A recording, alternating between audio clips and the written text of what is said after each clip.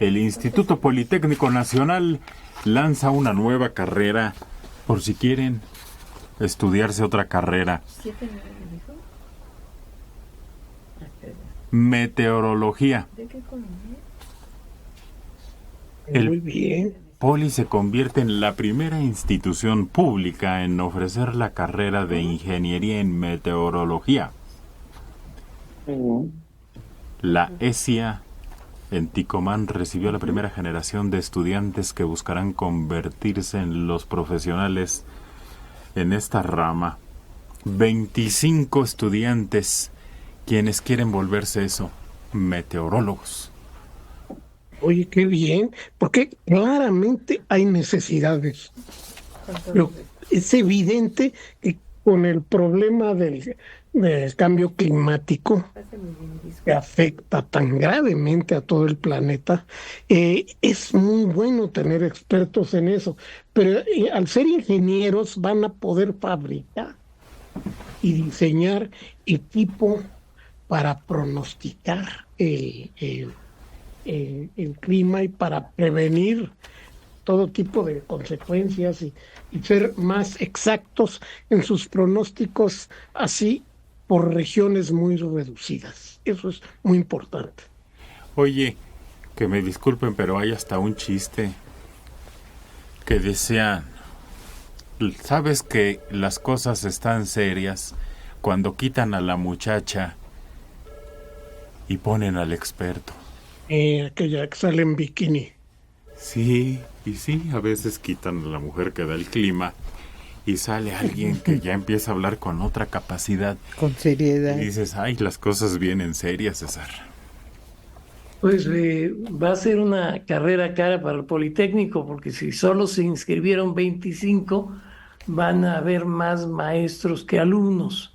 Lo que sucede con este tipo de carreras es que tienen los alumnos la ventaja de irse a estudiar al extranjero. Así sucedió, por ejemplo, con las primeras generaciones de bibliotecarios.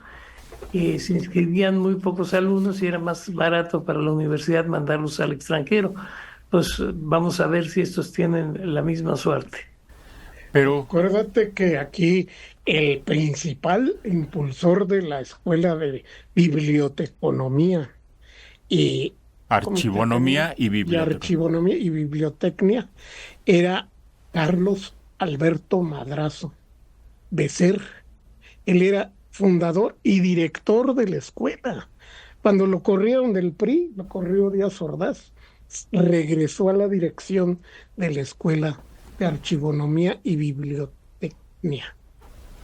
Pero todas las carreras empiezan así. Todas empiezan. Y de esos 25, quién sabe cuántos vayan a terminar, además, César. Pero conviene dejarlos, aunque salga más caro para la universidad. Fíjate que el Poli tiene carreras de ese tipo muy, muy especializadas y muy buenas.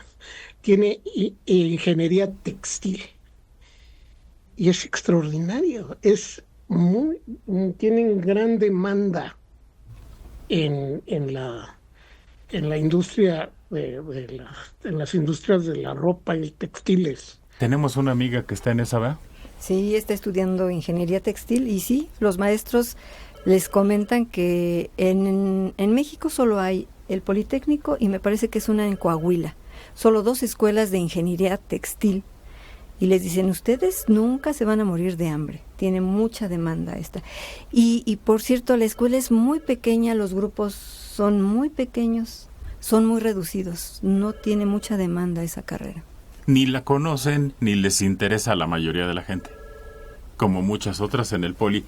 Hay carreras en el Poli, hubo, creo que el año pasado, o hace 2, que ni aspiraron, que no tuvo gente para primer ingreso, no tuvo demanda, Jaime.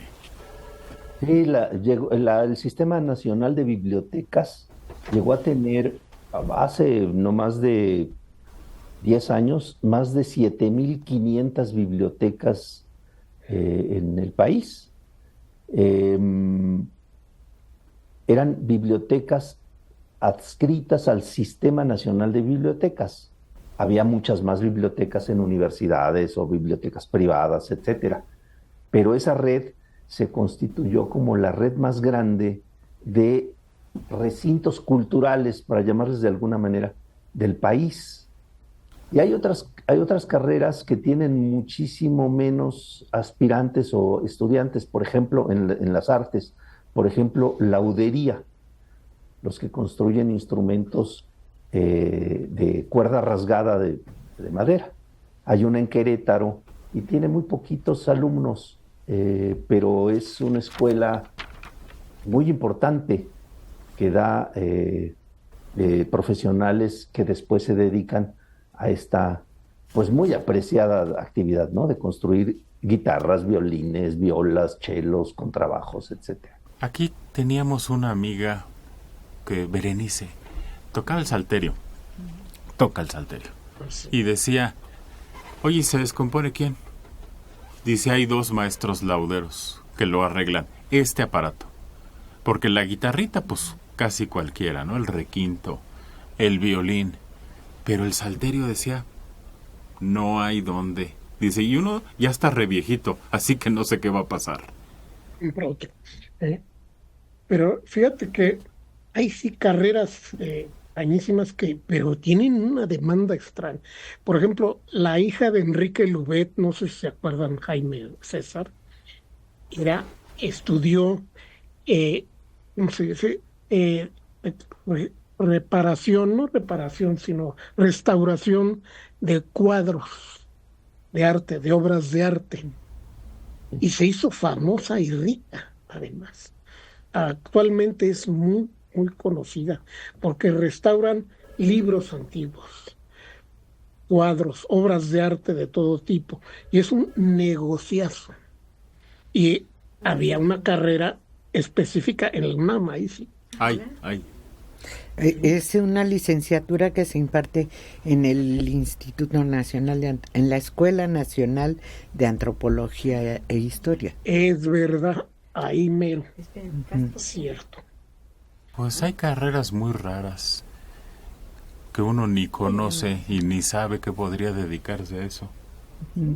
Esa carrera que te digo que está en antropología, además tiene taller de restauración.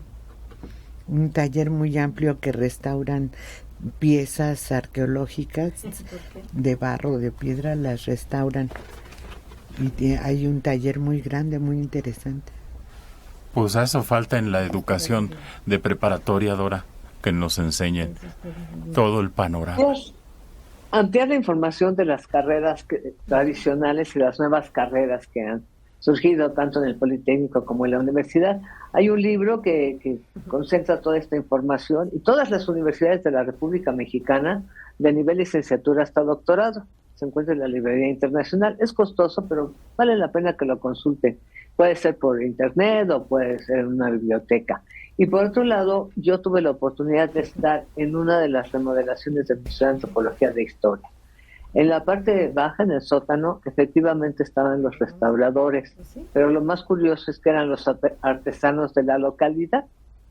No eran, sí, los que hacían todas esas maravillas que muchas veces se vendía comercialmente en el mercadito de su localidad, eran los mejores, se los llevaban al Museo de Antropología, y ellos eran los restauradores, porque daban el tono de piel, las características, el diseño de los vestidos, el detalle, impresionante, y tenían su hora de comida y salían a la explanada del museo, y descansaban ahí, se refrescaban y regresaban al taller.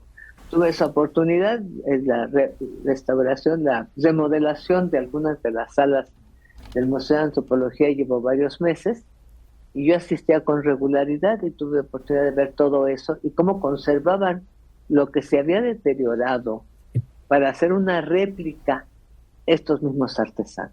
Pero sabes que tocaste otro punto, el centralismo. Todo mundo quiere venir aquí a la ciudad a estudiar, cuando Guanajuato, Zacatecas, Aguascalientes, en fin, Veracruz tienen universidades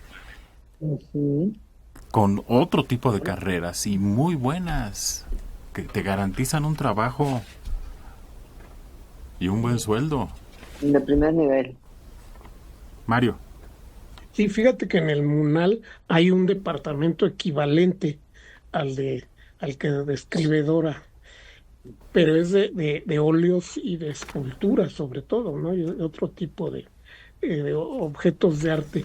Y, y yo conocí a una mujer que era guía de del museo, pero era restauradora y también trabajaba como restauradora en las obras que llegaban. Y es que en todos esos museos hay un archivo que es más grande que lo que están exhibiendo. Siempre, César. Yo tuve el gusto de conocer a un restaurador, Antonio García Bustos. Él y su esposa eran pintoras, su esposa era la guatemalteca Rina Lazo. Él, aparte de ser pintor, restauraba cuadros y en una ocasión le encargaron que restaurara un cuadro de José María Velasco y se dio cuenta que había una pintura abajo. Buscó en la firma y era un Rembrandt. Entonces reclamaba, por haber encontrado, por analogía con encontrar un tesoro, reclamó la mitad del valor de la pintura. Finalmente el juez falló a favor del dueño de la pintura y no recibió más que los honorarios por haber restaurado un Rembrandt. Antonio García Bustos se llamaba.